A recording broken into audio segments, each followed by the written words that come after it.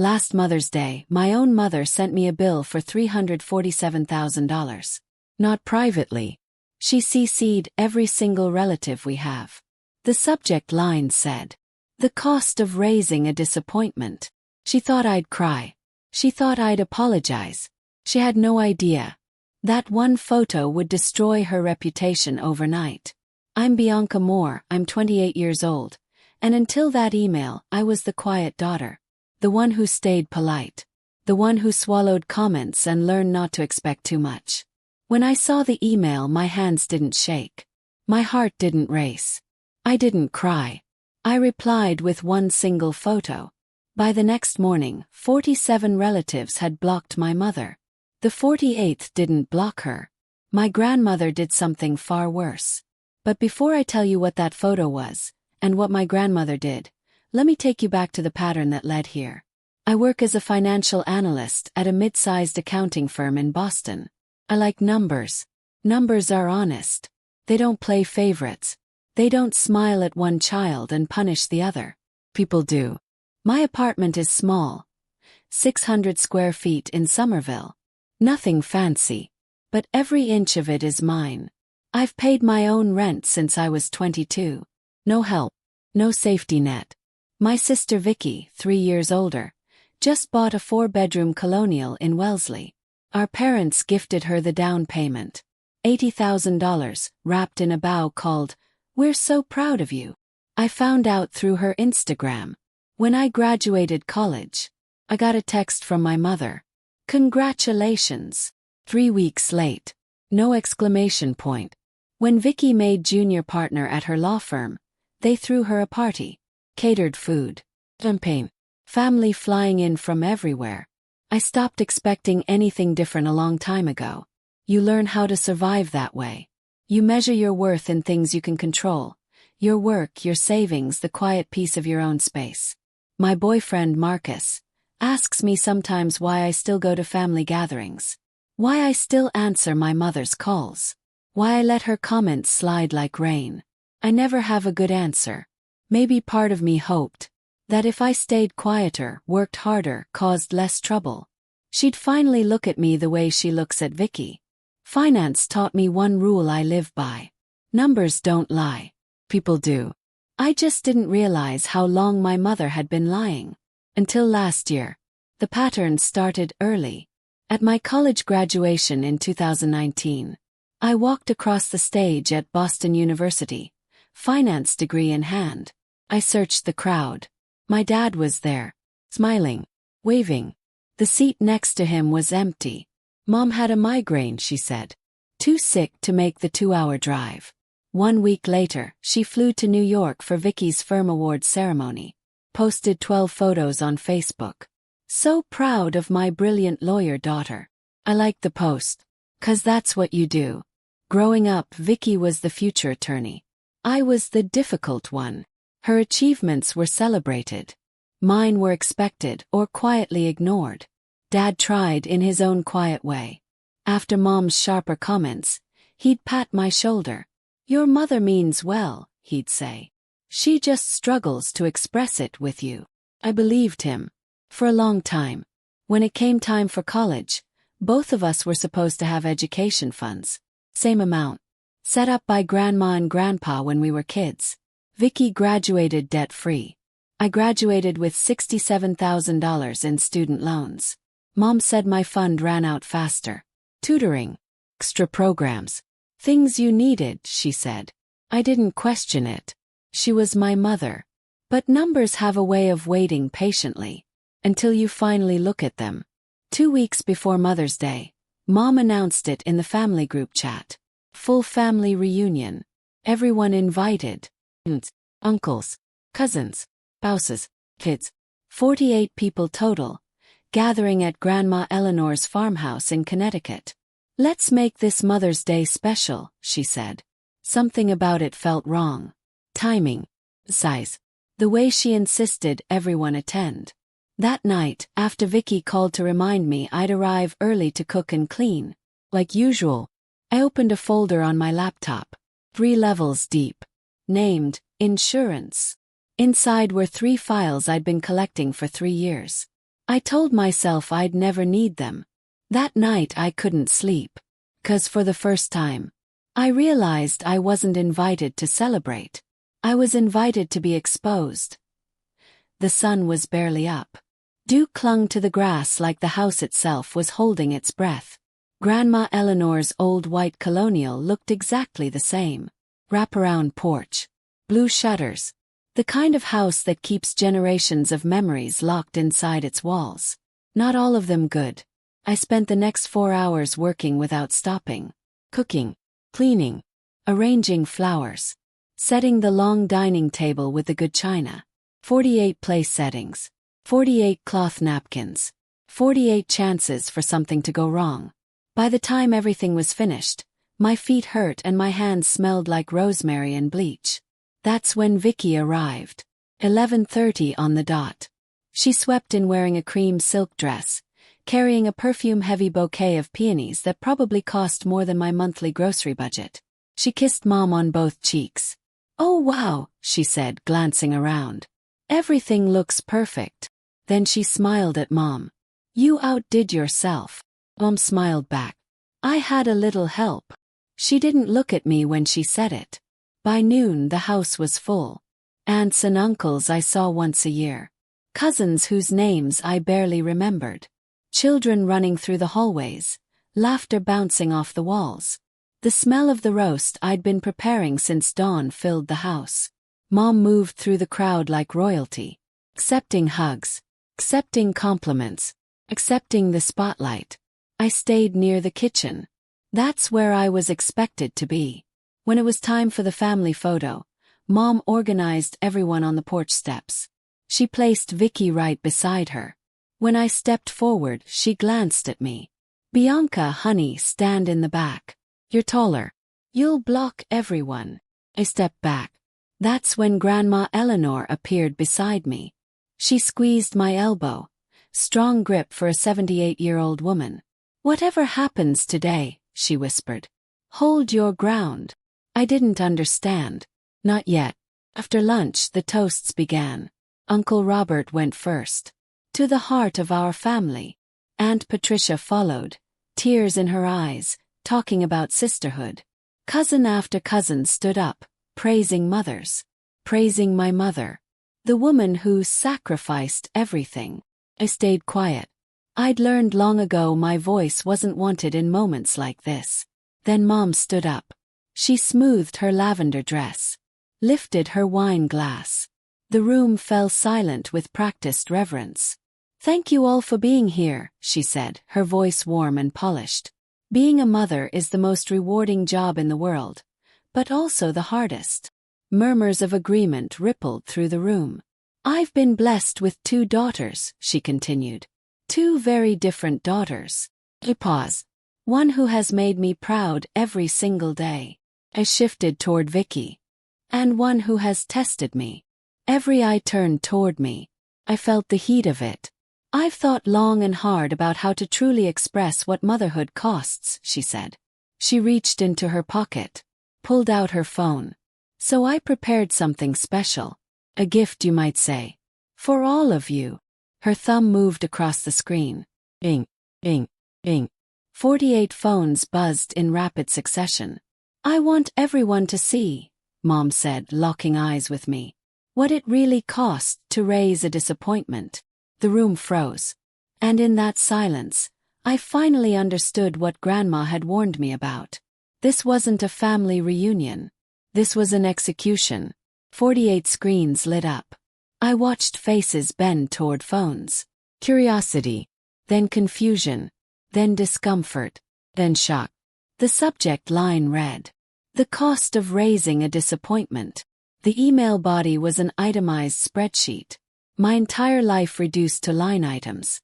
Hospital birth costs. $12,400. Diapers. $2,800. Childhood clothing. $15,600. Braces. $8,000. Summer camps. $4,500. First car, $12,000. College room and board, $48,000. Cell phone bills, $8,400. On and on. Total. $347,000. Mom read some of it aloud. Orthodontia, $8,000. Did she ever say thank you? Someone laughed nervously. Birthday parties, $1,200 over 18 years. Did she ever appreciate a single one? Someone shifted in their chair. She'd framed it. Literally framed it. A gilded frame, matching Grandma's decor. She walked to the mantel and hung it beside the family portrait. A reminder, she said, turning back toward me. For all of us. The room waited. For me to cry. For me to apologize. For me to shrink. I'd done it before. Every holiday. Every gathering. Every phone call. My hands should have been shaking. They weren't. Because buried in my phone was a folder named Insurance. And Mom had just given me permission to open it. I let the silence stretch. Let Mom enjoy what she thought was victory. Let the room wait for the familiar script. Bianca apologizes. Bianca cries. Mom plays the martyr. I played that role for 28 years. Not today. I thought about every Christmas gift that felt like an afterthought. Every report card that earned criticism instead of praise. Every time I said I'm sorry for existing wrong. I thought about my credit reports. The IRS calls. The apartment rejections. Then I thought about the folder. 3 files. 3 years of quiet documentation. Not feelings. Proof. I looked around the room. Vicky was whispering to her husband, smirking. Dad stared at his plate. Grandma Eleanor sat perfectly still. She gave me the smallest nod. My hand went to my phone. Opened it. Scrolled past apps. There it was. Insurance. Screenshot. PDF. Spreadsheet. Mom, I said. My voice cut through the room like a blade. Since we're sharing numbers today, I have some of my own. Her smile flickered. What are you doing? She asked. Smiled back. The first genuine smile I'd worn all day. Balancing the books. I stepped forward. Each step echoed against the hardwood floor. Keep your phones handy, I said calmly. Because I'm about to send you something too. Bianca, whatever you think you're doing, I'm doing exactly what you taught me. I looked up at her. Held her gaze. Then I pressed send. The familiar chorus filled the room. Ing, ing, ing. One after another. 48 notifications spreading through the dining room like falling dominoes. Mom's face went pale. What did you just send? She demanded. The truth. I slipped my phone back into my pocket. You have numbers, Mom, I said evenly. I have documents. Movement caught my eye. Grandma Eleanor had stood up. Not to stop me. She dragged her chair closer. Front row. A few relatives had already opened the email. I watched their expressions shift. Confusion first. Then realization. Uncle Robert was the first to look up. Linda, he said slowly. What is this? For just a second Mom's composure cracked. The performance was about to get interesting. Before I show you what was in that email, let me ask you something. How many of you have a folder like mine? Evidence you've been collecting. Hoping you'd never have to use. If you know exactly what I mean, drop a 1 in the comments.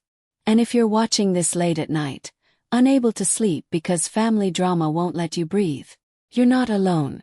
Now, back to that dining room. The email had 3 attachments. I started with the first. Mom, I said, you charged me for college in your little bill. Room and board. Textbooks. Living expenses. Pause. But here's the thing. I lifted my phone. I paid for college myself. $67,000 in student loans. Still paying them. Murmurs rippled through the room. That's because my college fund ran out, right? Continued. That's what you told me. I opened the PDF. Except I work in finance now. And I know how to trace money. I turned to face everyone. Grandma and Grandpa Harrison set up education trusts for both Vicky and me. I let the number hang. Same amount. $89,000 each. Vicky used hers. Graduated debt-free. I pointed to the screen. My trust was withdrawn in full on August 3, 2016. 1 month before I started college. The room went quiet. The money was transferred to an account belonging to Linda Moore. Aunt Patricia's hand flew to her mouth. $89,000, I repeated. Straight into Mom's personal account. Swipe. 1 week later, I showed the next document. A brand new Lexus. Paid in cash. That money was for family expenses, Mom snapped. You don't understand. I understand bank records, I replied calmly. I understand wire transfers. I looked straight at her. And I understand that you stole my college fund. And let me drown in debt while you drove a luxury car. Dad stood up slowly. His face had gone gray. Linda, he said quietly. Is this true? Mom opened her mouth. But I wasn't finished. That's just the beginning. The room felt colder now. Or maybe it was just the way people were looking at her. I opened the second attachment. For the past 2 years, I've been getting letters from the IRS. Audits. Discrepancies. I scrolled. At first, I thought it was a mistake. Then I hired a CPA. I turned the phone so others could see. From 2018 to 2024, Mom claimed me as a dependent on her federal taxes. 6 years. Cousin Michael frowned. Parents claim their kids all the time. I was 22 in 2018, I said. Living on my own. Paying my own rent. My own insurance. My own everything. The implication landed. Each year, I continued. She received between $4,000 and $6,000 in tax benefits. I did the math out loud. Roughly $32,000. Then I looked at her. That's tax fraud. Using my social security number. Uncle George spoke, voice grim. That's a federal crime. I know, I said. I paid $3,400 out of my own pocket to clean up what she did. Dad gripped the table. Linda. You told me Bianca agreed to this. Richard, stay out of this, Mom snapped. Too late. The room had shifted. I let the silence grow. There was still one file left. Mom was looking at me differently now. The confidence was gone. In its place, uncertainty. There's one more thing, I said quietly.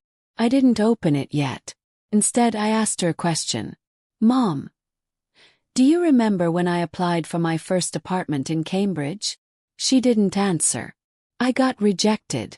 The landlord told me my credit score was 520. Pause. I'd never missed a payment. Never had a credit card. Understanding spread across a few faces. So I pulled my credit report. I opened the third attachment. 3 credit cards. Opened in 2016, 2017, and 2018. All in my name. All using my social security number. All maxed out. $47,000, I said slowly. Debt I never created. Aunt Martha gasped. This is identity theft, Uncle George said flatly. Linda, this is a federal crime. It took me 4 years to clear my name, I said. 2 lawyers. Hundreds of hours. I looked at Mom. And I kept everything. Movement near the wall. Vicky was standing up, reaching for her purse. Sit down, Vicky. She froze. You're not going anywhere. I met her eyes. Because one of those credit cards. The statements were shipped to your address. The color drained from her face. I didn't know, she started. Don't, I said calmly. I have the delivery receipts. Your address. Your signature. The room turned toward her. You received packages in my name for 3 years. Designer bags. Electronics. Jewelry. I pulled up one receipt. An engagement ring. $8,400. Derek stared at the diamond on her finger. You wore my stolen identity to your wedding, I said. Did you know? Or did you just not want to know? Vicky broke. Mom said it was an emergency, she cried. She said you'd never check. An emergency that lasted 4 years. Yes. Buying Gucci bags. Aunt Patricia stood up, shaking. Victoria, how could you? I didn't know it was illegal, Vicky sobbed. She told you to help her steal from me, I said. And you did. Voices filled the room now. Anger. People standing, grabbing coats. But there was still one thing left. The screenshot. The one I'd held onto for 3 years. The one that explained everything. I looked at my mother. She was trembling now. There's one more file, I said softly. This one is the big one. She felt it slipping away. So she did what she always did. He changed tactics. Her shoulders shook. Her eyes filled. She pressed a hand to her chest.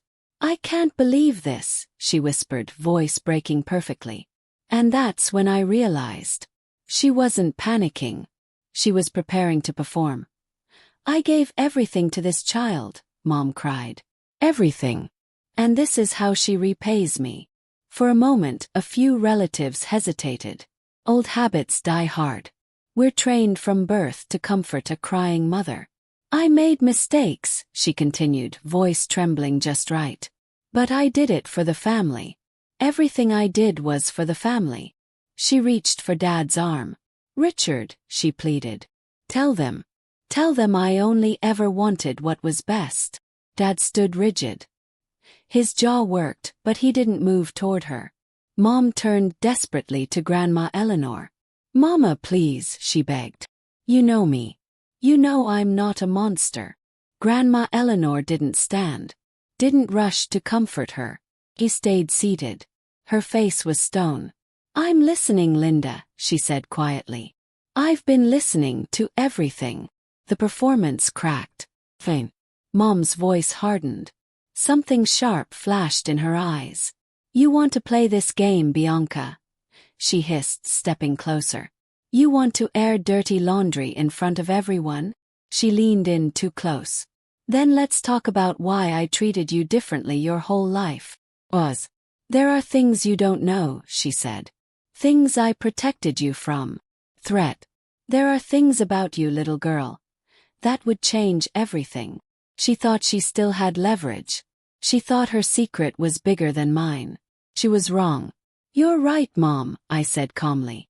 There is something I didn't know. Her eyes flickered. Not until 3 years ago. What are you talking about? She demanded. 3 years ago, I continued. I was at Vicky's apartment. She left her phone on the counter. Her voice sharpened. Bianca. A message came through, I said evenly.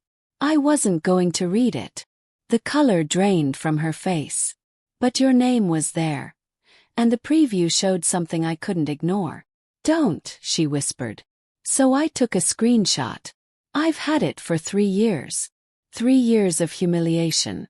3 years of swallowing insults. 3 years of wondering why I was never enough. I never used it, I said. I told myself it wasn't my secret to tell. Her voice broke. Please, she whispered.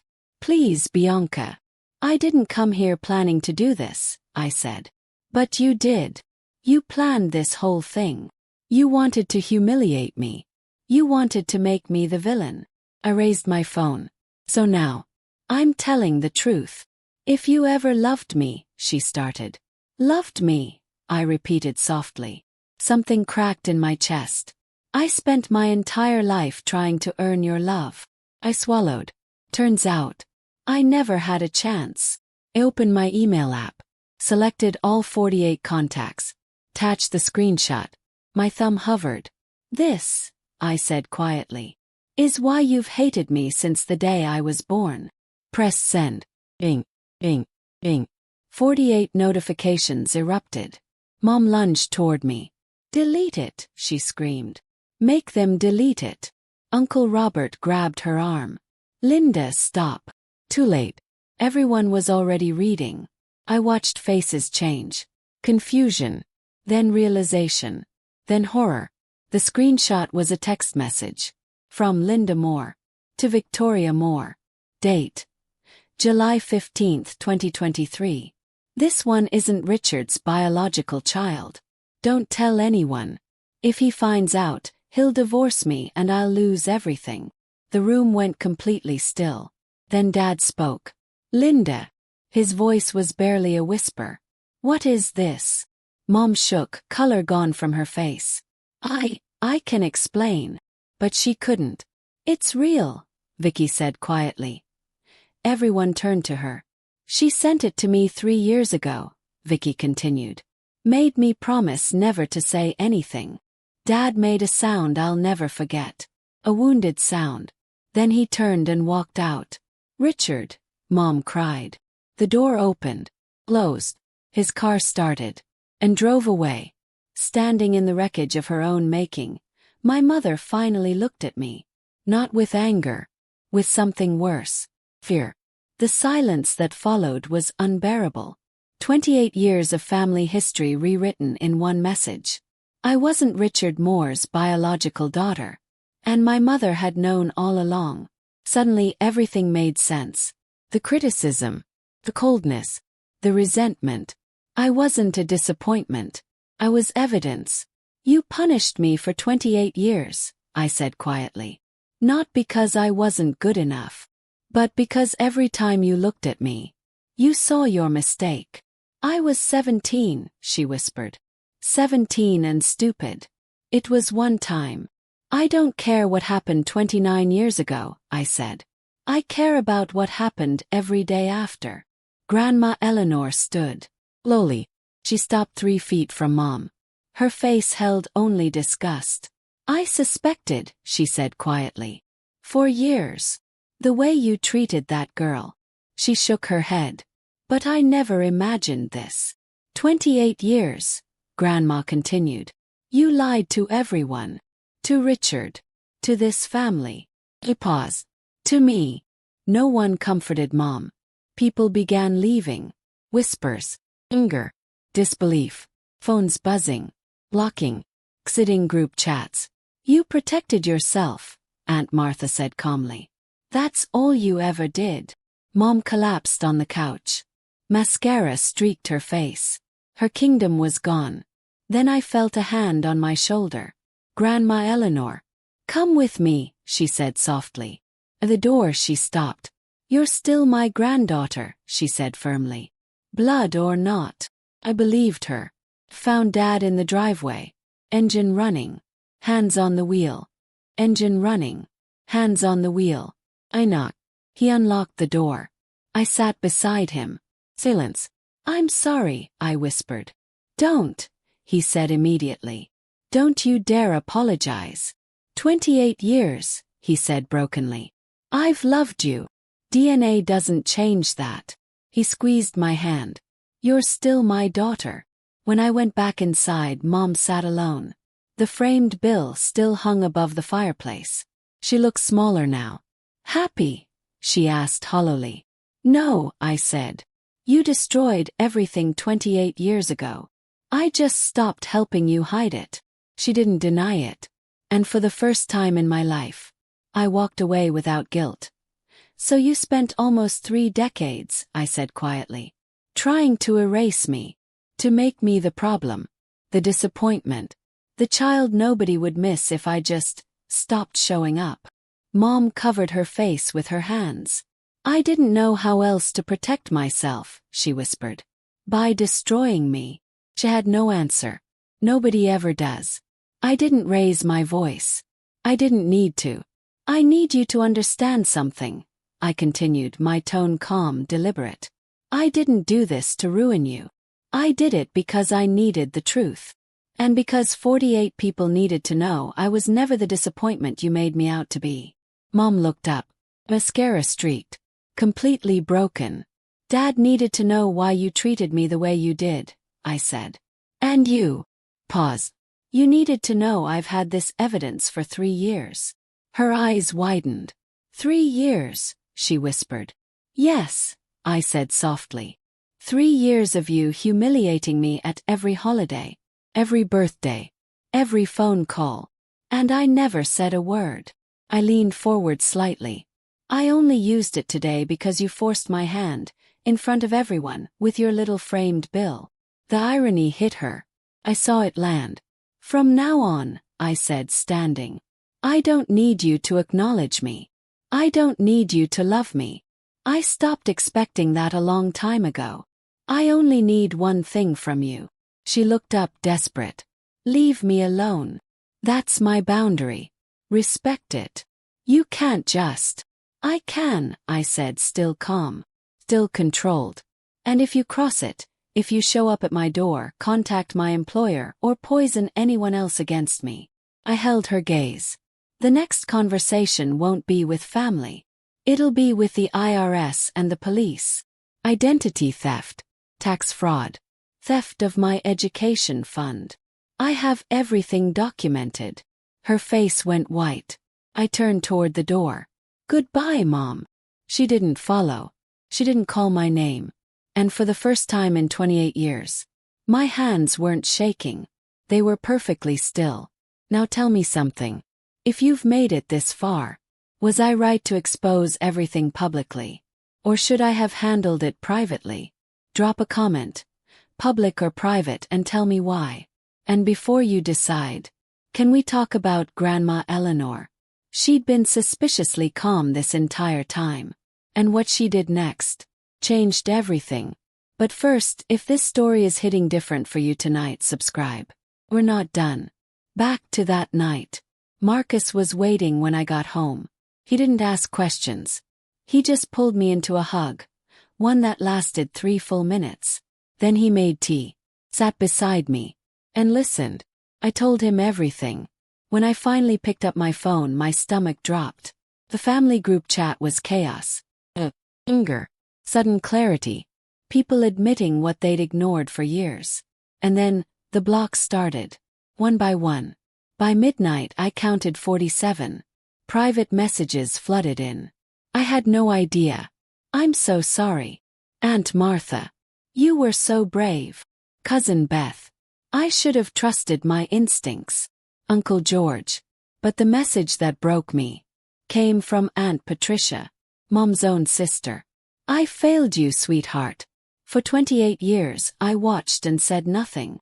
That ends today. Marcus glanced at my screen. What about the 48th person? Your grandma. Check. No block. But there was a message sent at 11:47 p.m. I need to see you tomorrow. 9 a.m. My house. Come alone. Something tightened in my chest. Whatever Grandma Eleanor was planning, she'd been thinking about it long before that screenshot went out. The next morning, her farmhouse looked different in daylight. Quieter. Cleaner. The framed bill was gone. The study door was open. Grandma Eleanor sat behind her oak desk.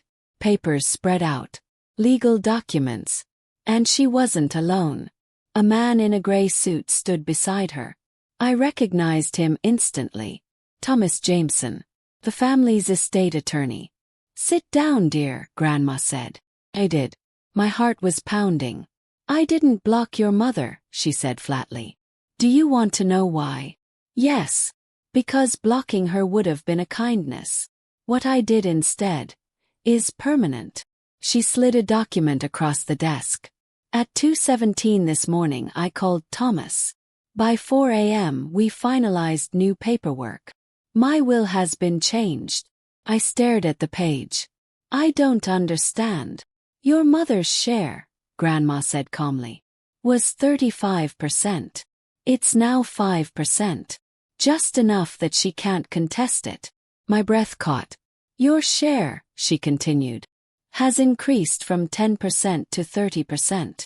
Your father's remains the same. He's a victim too. Grandma, I didn't. I know, she said softly. That's why you deserve it. This isn't punishment. This is justice. She turned toward the window. I suspected something was wrong for years. The favoritism. The excuses. We created that education trust because we were worried. Her voice darkened. We never imagined she'd steal from her own child. Another lie surfaced in my mind. When I graduated with all that debt, Grandma said, I offered to help. Your mother told me you refused. My jaw tightened. Another manipulation. She reached into her desk drawer, pulled out an envelope, my name written on it. This was meant for you 6 years ago. Inside, check. $50,000. Dated 2020. And a letter. To my granddaughter Bianca. May your future be brighter than anyone expects. You've always been special. Love, Grandma Eleanor. The tears came before I could stop them. I was walking to my car when Vicky appeared. She'd been waiting. No makeup. Eyes swollen. More human than I'd ever seen her. Bianca, please. Just 2 minutes. Turned. She swallowed hard. I know I don't deserve anything from you. I know that. I always thought the hardest part would be exposing my mother. I was wrong. The hardest part was realizing that even now, she still thought she was the victim. You're right, I said to Vicky. You don't deserve forgiveness. She swallowed hard. But I need you to understand, she said, struggling to breathe evenly. I didn't know about the credit cards. Not at first. When I found out, I should have stopped it. But you didn't, I said. No, her voice broke. I was scared. Scared of what? Of becoming you, she whispered. Of Mom turning on me the way she turned on you. Something shifted in my chest. Not forgiveness. Not relief. Recognition. So you helped her hurt me, I said quietly. To protect yourself. Yes. She wiped her eyes. I'm not asking you to forgive me. I just needed you to know. Understand now. And I'm sorry. For all of it. We stood there. 2 sisters on opposite sides of a divide that might never fully close. I can't forgive you right now, I said finally. Maybe not ever. But I understand why you did it. Fear makes people do terrible things. Pause. Look at Mom. Vicky nodded. If you ever want to talk, she said. I'm here. I need time. I know. We didn't hug. We didn't promise anything. We just nodded. And walked to our separate cars. It wasn't closure. But it was honest. And that was more than we'd ever had before. 1 week later, the full picture came into focus. Aunt Patricia became my unofficial messenger from the family I'd stepped away from. Your mother found out about the will, she said. How did she take it? She screamed, threatened to sue. Said your grandmother was senile and being manipulated. And Grandma. She said one sentence and hung up. What was it? Patricia almost smiled through the phone. You made your choices for 28 years. I've made mine. I let that settle. What about Dad? He moved out. Divorce papers are filed. 30 years of marriage. Undone in a week. And Mom. She calls everyone. Begging for support. No one answers. I should have felt triumphant. I didn't. That night Marcus asked me gently. Do you feel guilty? Thought about it. No, I said. But I don't feel victorious either. I just feel done. It's like an infection, I continued. What happened was surgery. It hurts. It's ugly. But now, it can finally heal. He pulled me close. Is it over? The explosion is, I said. Now we see what's left standing. Turns out, more than I expected. 2 months later, life found a new rhythm. My credit score climbed to 748. My student loans dropped to $23,000. Marcus and I moved into a new apartment in Cambridge. Bigger, brighter, chosen together. No opinions required. Dad came over on moving day with a houseplant and a bottle of wine. How are you? I asked. Getting there, he said softly. I don't regret a single day of being your father. Not one. We hugged for a long time. Sunday dinners became our thing. Quiet. Simple. Real. A letter. No return address. Postmarked from Ohio. Inside. Dear Miss Moore. We share a biological connection. I believe I may be your father. He wasn't demanding anything. Just existing. I stared at that letter for 3 days. What are you thinking? Marcus asked. I don't know, I said. I've spent 28 years with one father. Now there might be 2. Marcus squeezed my hand. This is your choice. No one else's. So I wrote back carefully, honestly. I'm not ready yet. But thank you for not pushing. Some answers can wait. I'd already found the ones that mattered most. The last confrontation. She showed up on a Tuesday. Outside my office. Smaller. Older. Stripped of control. You blocked me, she said. That was intentional. I just wanted to. Stop, I said calmly. You don't get to show up here and rewrite reality. You're my mother, she said. You're the woman who stole from me, I replied evenly. And abused me for 28 years. We're not fixing this. We're nothing. You can't cut me out forever. I'm cutting you out until you understand that no means no. That might be forever. That's your choice now. Not mine. For a moment I saw her, not as my mother, but as a frightened teenager who never healed. And then I walked away. My hands were steady on the steering wheel. For the first time in my life. They weren't shaking. That's what freedom feels like. If this story feels familiar, hear me. You are not the disappointment. You are not the problem. You are not difficult or ungrateful or unlovable. Sometimes the people who should protect us are the ones we must protect ourselves from. Boundaries aren't cruelty. They're survival. My mother sent me a bill for $347,000. She calculated every dollar she spent on me. But she never calculated the cost of what she took. And there's nothing she can pay to get me back. My bill. It's paid in full.